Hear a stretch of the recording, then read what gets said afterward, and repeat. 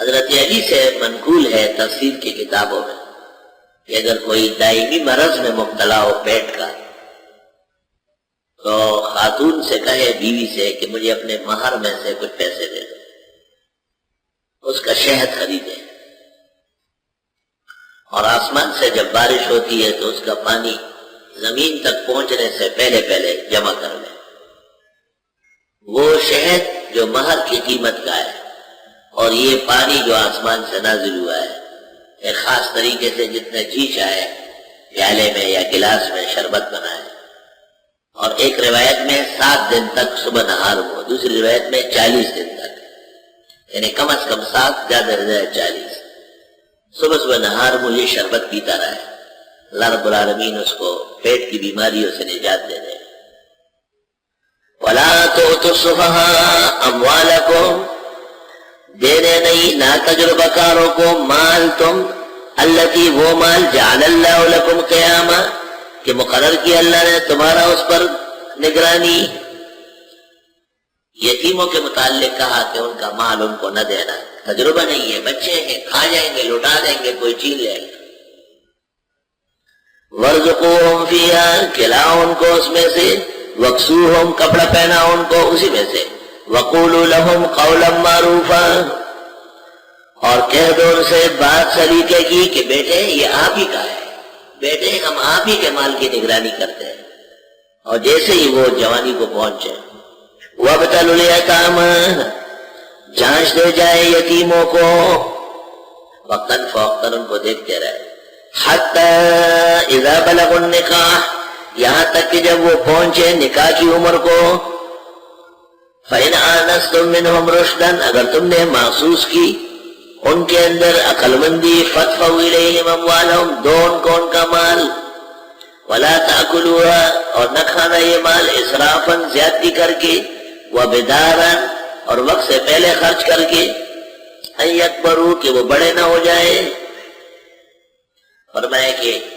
یتیموں کا مال تمہارے پاس بطور نگرانی کے ہے، تو وقتاً فوقتاً ان کو جانتے جائے اور دیکھتے جائے، جیسے ہی تجربہ معلوم ہوا کہ ہم یہ مال رکھ سکتے ہیں، نفع نقصان سمجھتا ہے، تو ان کا مال ان کے سپرد کرو۔ امام ابو حنیفہ کے نزدیک 25 سال کی عمر کے بعد لازماً حوالے کرنا ہے۔ وہ کہتے ہیں 25 سال میں دادا بنتا ہے، 12 سال کم از کم عمر بلوغ ہے لڑکے کی، اور 6 مہینے کم از کم مدت حمل ہے۔ تو 12 سال کے لڑکے کی عورت حاملہ ہو گئی، 6 مہینے میں گرم گرم لڑکا پیدا ہوا، وہ بھی باپ کا بیٹا تھا، جب 12 سال کا ہو رہا تھا وہ بھی بچہ دے چکا تھا، تو 25 سال میں وہ پہلا والا دادا بن گیا۔ امام شافعی کہتے ہیں کہ نہیں 40 سال، تو 40 سال کے بعد وہ کیا کرے گا، سارا مال لٹ چکا ہو۔ باقی مسئلہ فروع میں مفصل ہے۔ فرمائے کہ کہیں ایسا نہ ہو کہ یتیموں کا مال آپ نے ان کی حفاظت کے لیے رکھا ہے مگر آپ زیادہ زیادہ خرچ کرتے ہیں، اسراف کہتے ہیں، زیادہ خرچ کرتے ہیں، اور وقت سے پہلے خرچ کرنے کو بیدار کہتے ہیں۔ مال کو 2 نقصان پہنچتے ہیں، 5 روپے سے کام ہو سکتا ہے یہ 6 خرچ کرتے ہیں، اور ضرورت 6 مہینے بعد یہ آج مال خرید رہا ہے، یہ غلط بات ہے، بیدار ہے، بدرہ اب کرو مانا جلدی کر۔ ومن کان غنیا، اور جو خود غنی ہو، فلیستعفف، وہ یتیم کے مال کھانے سے بچے۔ مطلب یہ ہے کہ اگر ایک فقیر رشتہ دار ہے، غریب مسکین، تو وہ یتیم کے خزانوں کو، جائیدادوں کو، مال و دولت کو کیسے رکھے گا؟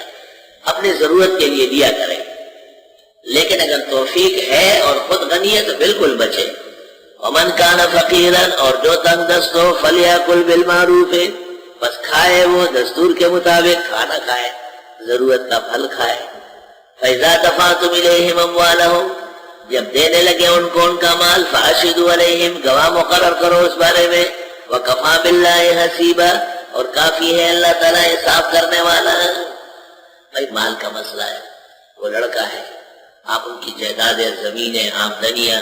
ان کے حوالے کر رہے ہیں، مناسب ہے کہ علاقے کے محلے کے قرابت کے 2 4 8 10 لوگ بھی موجود ہو، تو ان کے حوالے سے یہ چیزیں رہ گئی، ہم نے اس کا خیال رکھا۔ اب یہ اس حالت میں ہے اور یہ اصل مالک حامل کے حوالے میں. کل اگر وہ کہے تو لوگ کہیں گے کہ انہوں نے سب کے سامنے آپ کے حوالے کیا.